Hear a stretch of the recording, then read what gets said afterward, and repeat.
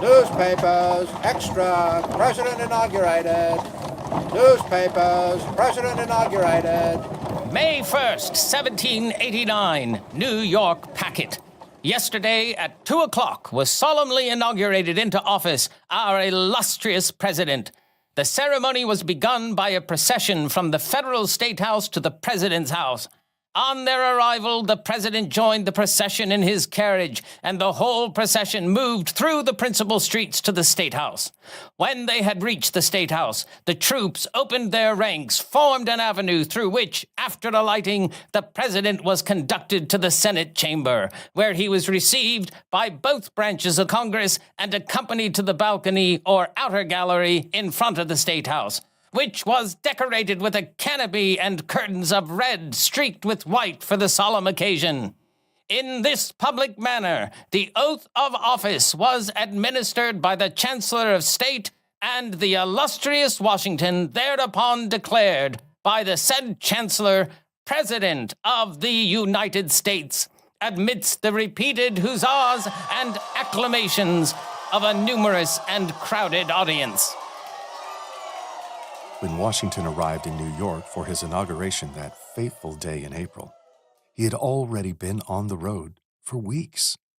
On April 16th, 1789, Washington wrote in his diary, "About 10 o'clock I bade adieu to Mount Vernon, to private life, to domestic felicity, and with a mind oppressed with more anxious and painful sensations than I have words to express, set out for New York."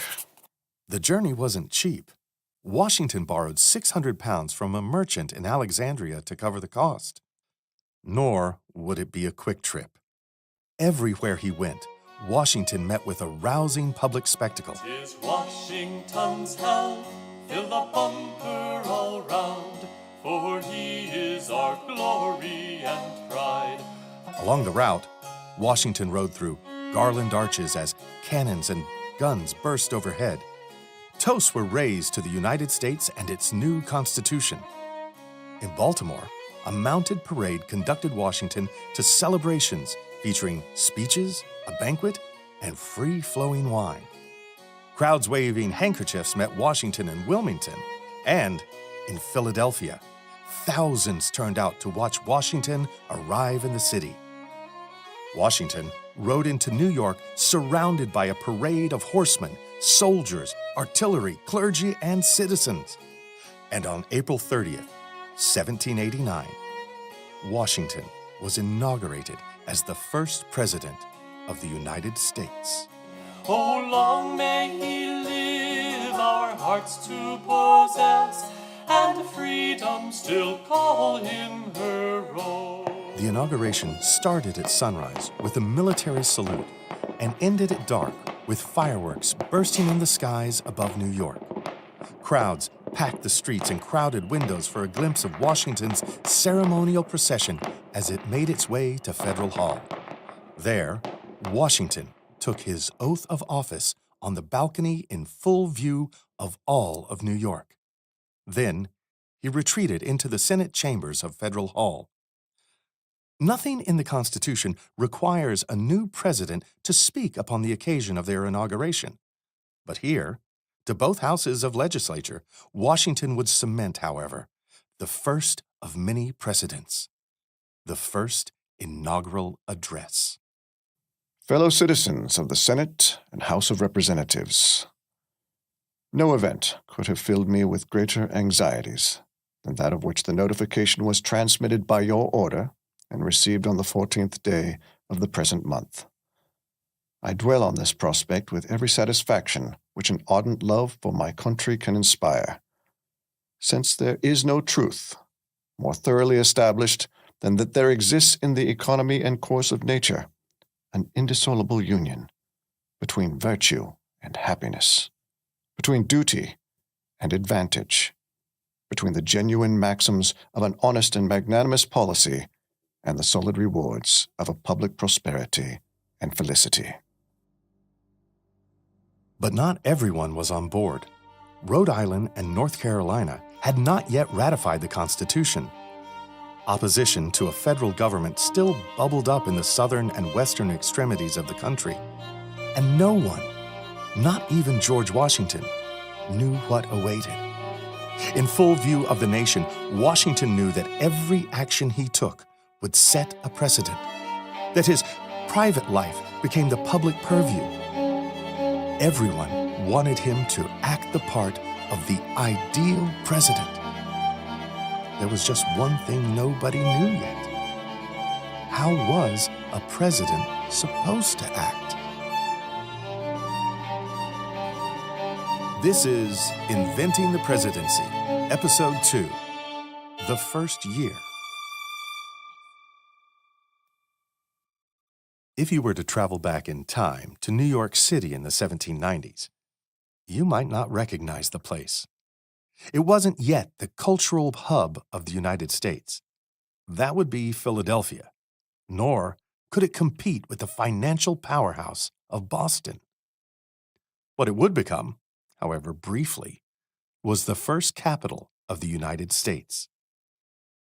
A little over 33,000 people lived in the city proper, nearly a tenth of whom were enslaved. As for what today makes up the city's famous boroughs, such as Queens and Brooklyn, all were sparsely populated countryside villages. Brooklyn, while it is today the most populated part of New York City, back then had only 1,600 inhabitants, a fourth of whom were enslaved. English, Dutch, German, and even West African languages like Akan would have filled the streets. Fires in the 1770s left some of the most notable landmarks of the city, including Trinity Church, still in ruins. And good luck finding fresh water in the city. Although, if you were seeking a pint of beer, you might be in better spirits at one of its 122 taverns, alehouses, porterhouses, and punch houses. One thing you would not see is a grand presidential mansion. Construction on the White House in what is today Washington, D.C., wouldn't begin until 1792, and Washington was the only president never to reside in it. Instead, Congress rented a home from a local merchant named Samuel Osgood at 3 Cherry Street. It was considered at the time the finest available home in New York City, although it would prove rather confined for Washington, his wife, 2 grandchildren, free white servants, enslaved laborers, and the host of secretaries who would rotate in and out of Washington's household over the course of his presidency. Washington's step-grandson would later recall the house was so crowded that 3 of Washington's secretaries shared one room. Congress spent $8,000 outfitting the house to be fit for a president. The niece of Samuel Osgood described it to her friend, Kitty Wister. Every room is furnished in the most elegant manner. I went the morning before the general's arrival to look at it. The best of furniture in every room, and the greatest quantity of plate and china I ever saw. The whole of the first and second stories is papered, and the floors covered with the richest kinds of Turkey and Wilton carpets. There is scarcely anything talked about now but General Washington and the palace. It took a month for Martha to join George, accompanied by their 2 grandchildren, Eleanor Parke Custis, called Nellie, and George Washington Parke Custis, known as Washi. They were the 2 younger children of John Parke Custis, Martha's son from her first marriage, who had died during the war. Nellie was just 10 years old and Washi only 8 when they arrived in New York.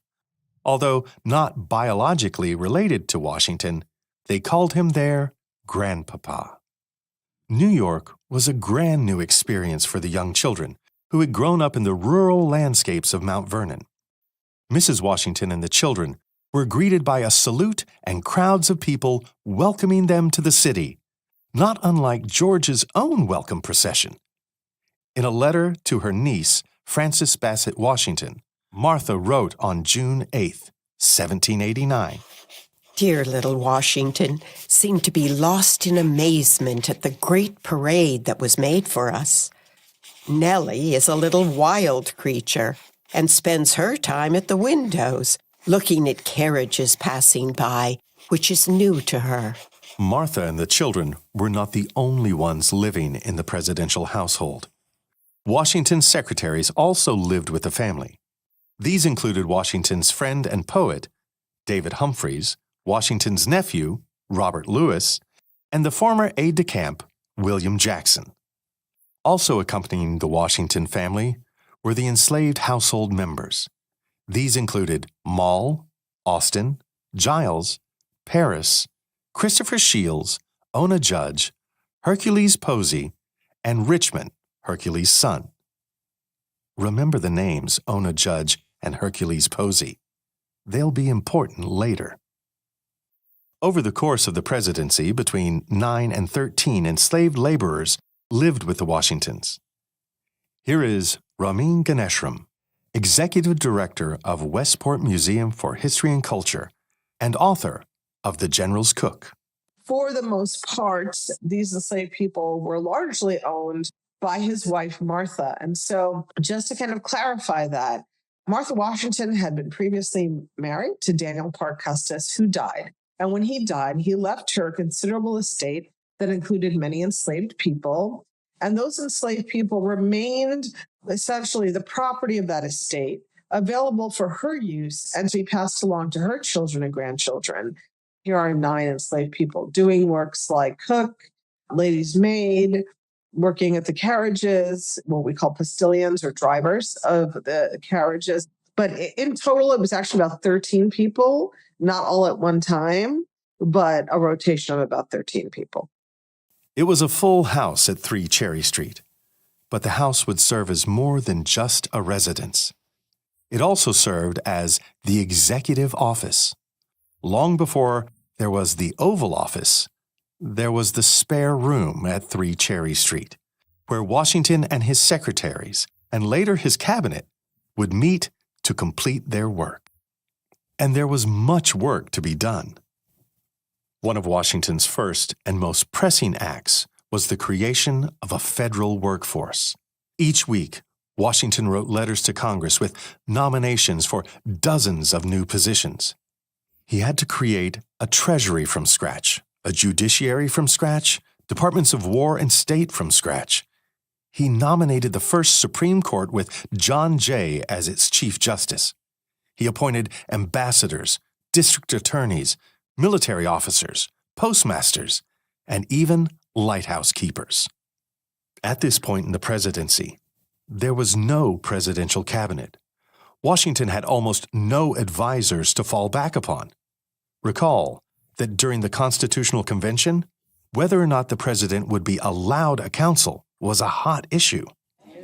A council more often serves to cover up than prevent corruption. At this time, Washington exercised a more reserved approach. He was content to let the legislature do their work without interference from the executive. And work the legislature did. While the Constitution successfully created a functioning government, much was still to be decided. Even how to address the president became a matter of debate that had to be settled by a congressional committee.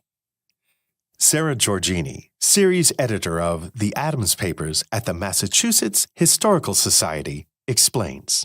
So essentially what happens is that there's some confusion about what to call the president. We've never seen a president on the world stage. We have George Washington coming in for his swearing in. No one's quite sure what to do. The Senate and the House both form committees to think through what they want to do.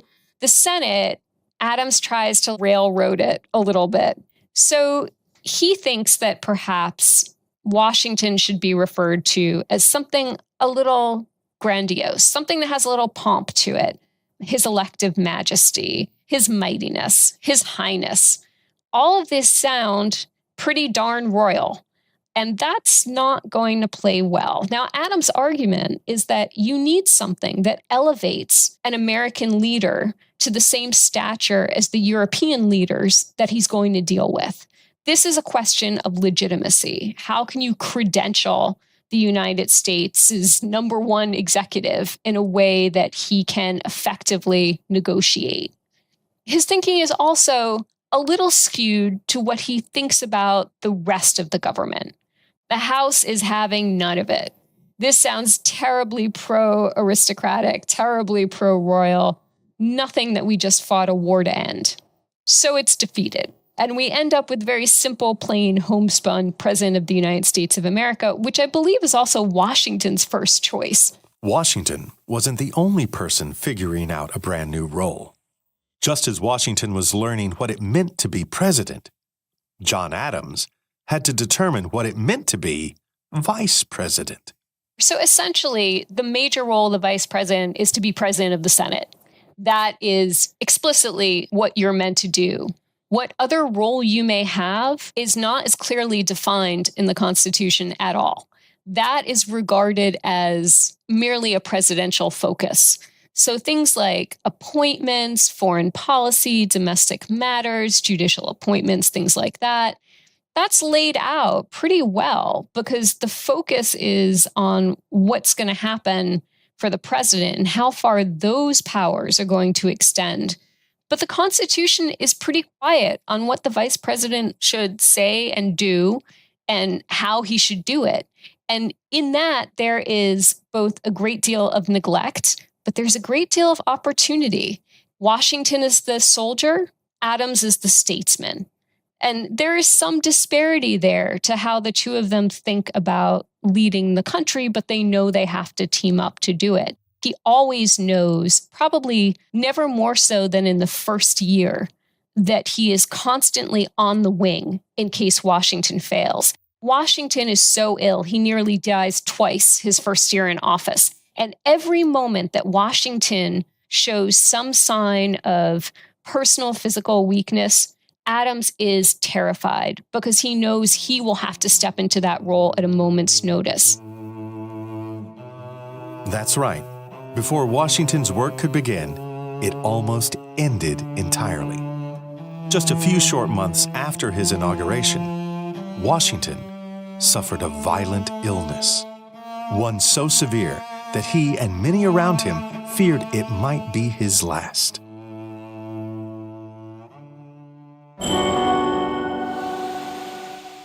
For more on early American history, visit mountvernon.org, where you'll find articles, videos, and quizzes on George Washington and 18th century life. Plus, take a virtual tour of George Washington's Virginia estate, Mount Vernon, and play our online game, Be Washington, to test your leadership skills during pivotal moments in history. Sign up for our email newsletter to get history content delivered to your inbox twice monthly. Step into George Washington's world at mountvernon.org. These are the books that helped win a revolution. So these Germans write about that they could capture an American officer and there might not be any food in their haversacks or knapsacks, but there's books.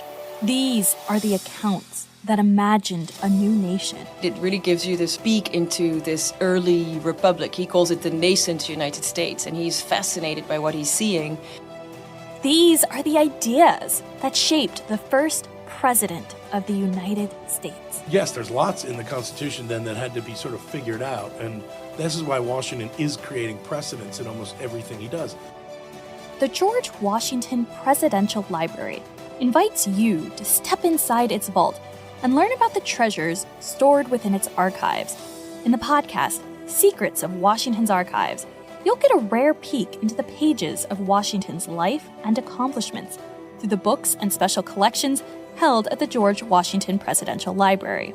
Plus, check out the video companion, where you can see these treasures for yourself. I love how it can represent such a broad piece of history. You can listen on your favorite podcast app. Learn more at georgewashingtonpodcast.com.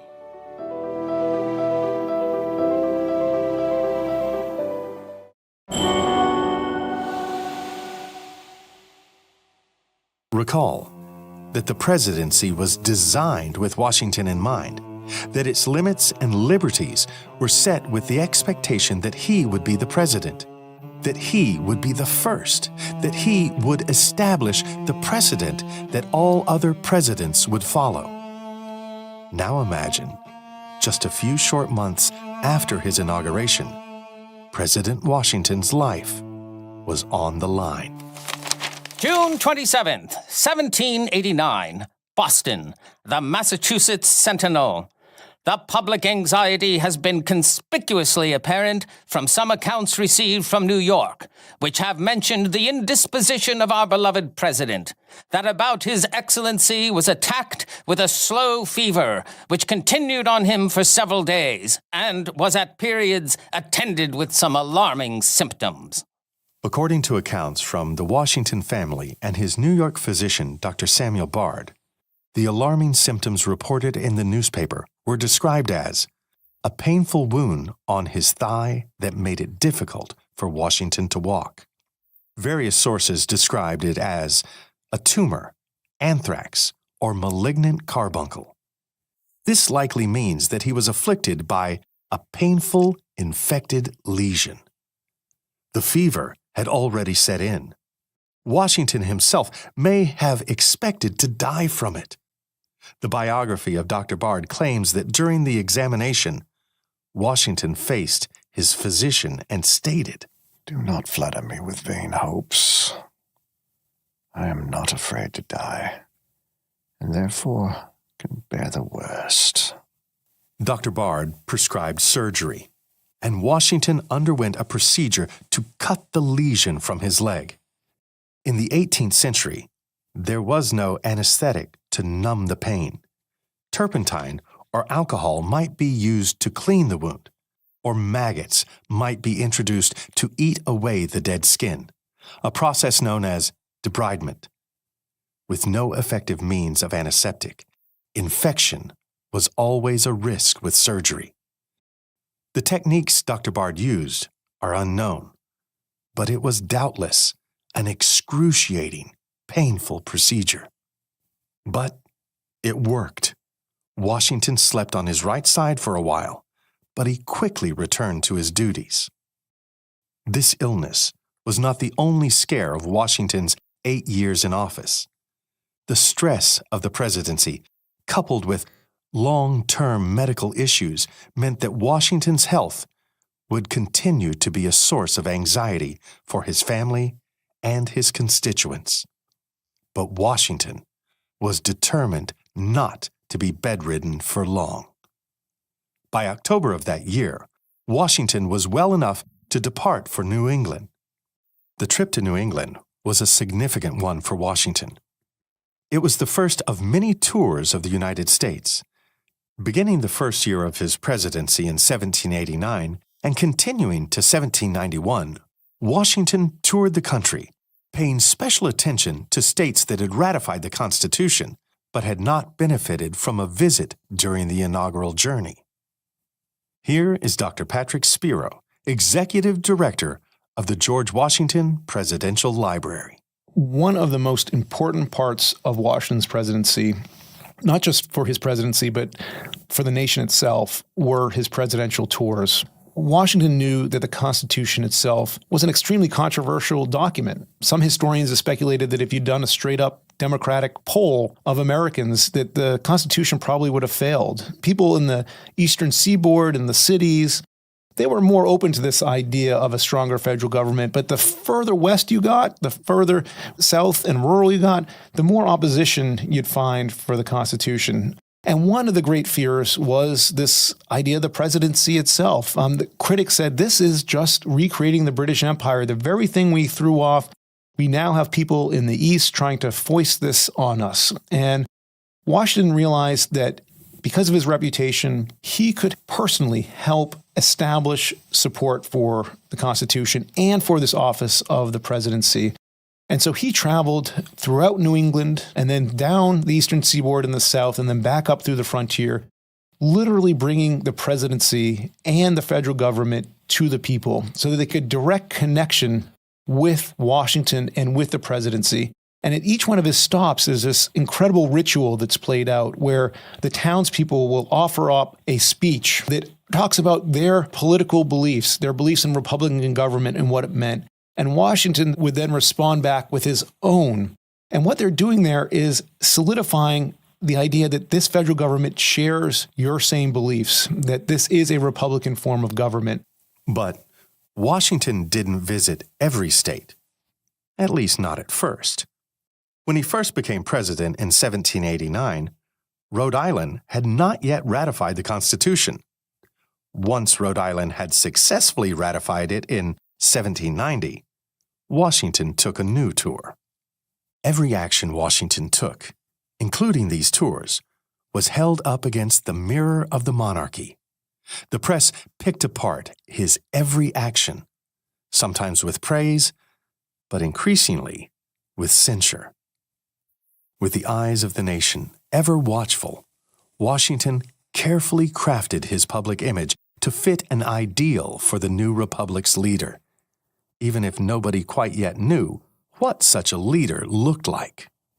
Dr. Sandra Moats, Professor Emeritus of History at the University of Wisconsin, Parkside, and author of 2 books on Washington's presidency, describes these attempts. How do you strike that balance between accessibility and also dignity? And, he's a formal, serious guy. And how do you do that? Obviously, he's not a king. He's not a monarch. And that connection between him and the citizenry are so important.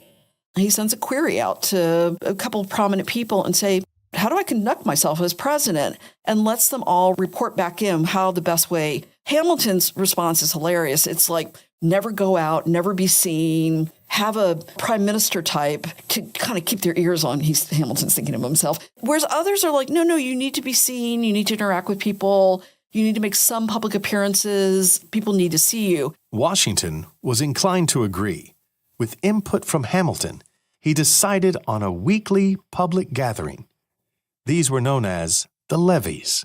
Levees they're sort of like a cocktail party. So it's invited guests. They're relatively small, maybe 20, 30 people. Refreshments are served. But unlike a cocktail party where everyone's interacting with each other, what happens at the levee is everyone stands circularly in the room, and then Washington walks by and greets each of them individually. And it's a way for him to meet members of Congress, prominent people, business people. From all reports, these events were deathly dull because, again, you can't interact with each other. You can only interact with Washington and only when he's speaking to you. But it was a way for him to be seen. It was a way for him to interact with people. In addition, Martha would hold her own weekly audience for the women of the city, known as her drawing rooms. These would also take place at 3 Cherry Street and provided a slightly less formal venue for mingling with the Washingtons. Washi would later write of a humorous incident that occurred during one of his grandmother's drawing rooms. Mrs. Washington's drawing rooms on Friday nights were attended by the grace and beauty of New York.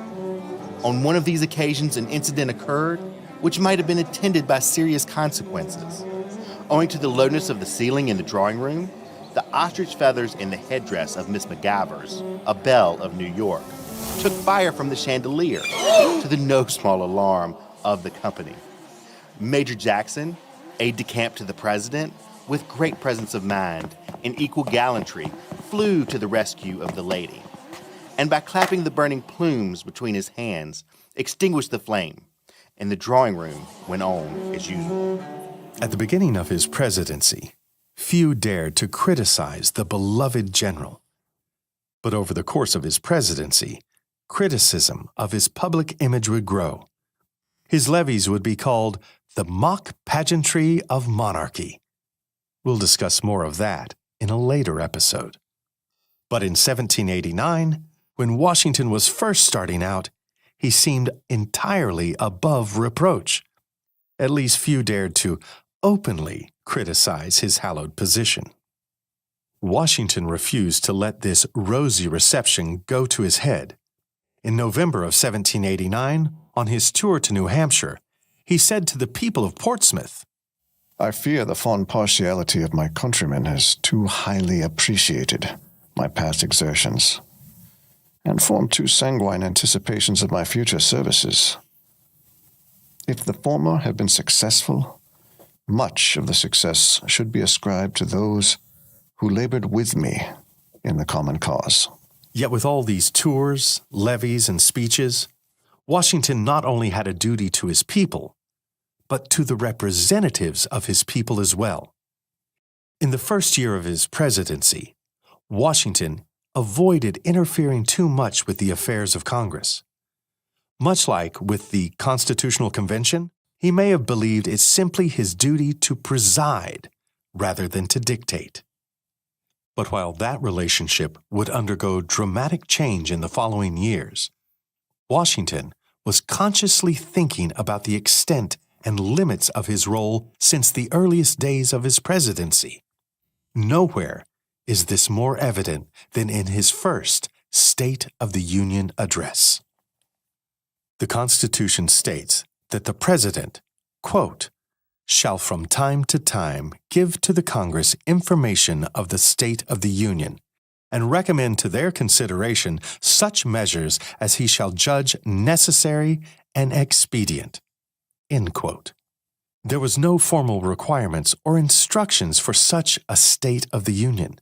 So, in 1790, Washington sat down to study. His textbook? The Constitution itself.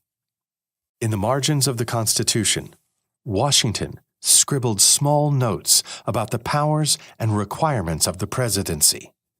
For example, in Article 2, Section 2 of the Constitution, it states that the President shall be Commander-in-Chief of the Army and Navy and of the militia of the several states, when called into the actual service of the United States.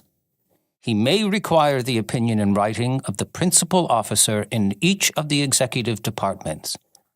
He shall have power, by and with the advice and consent of the Senate, to make treaties, provided 2/3 of the senators present occur.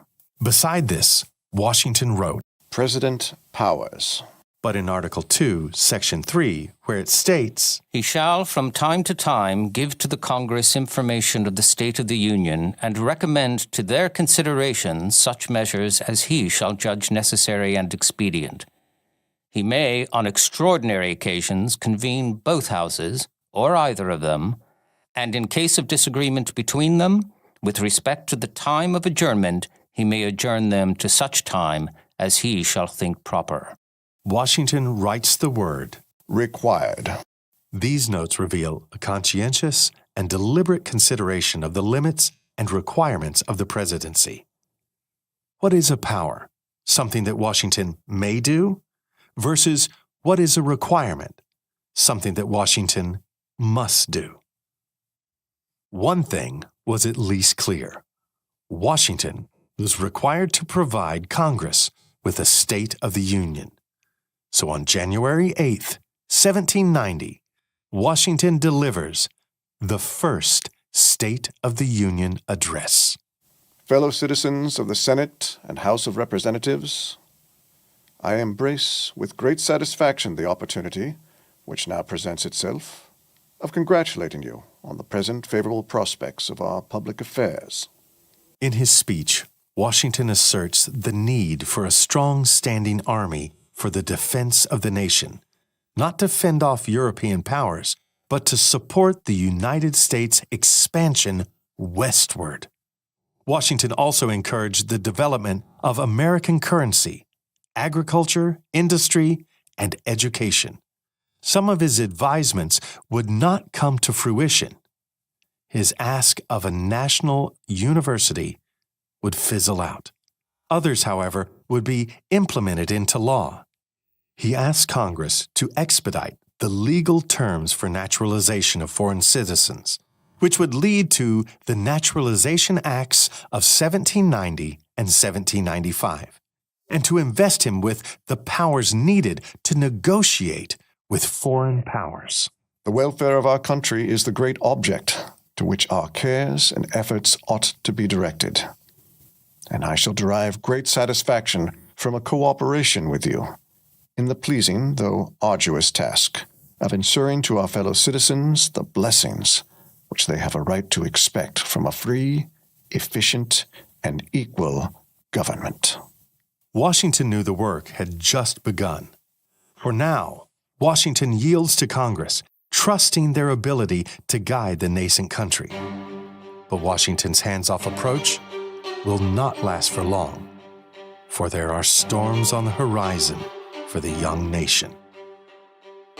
Next time on Inventing the Presidency, Washington pays his first visit to the Senate to seek advice.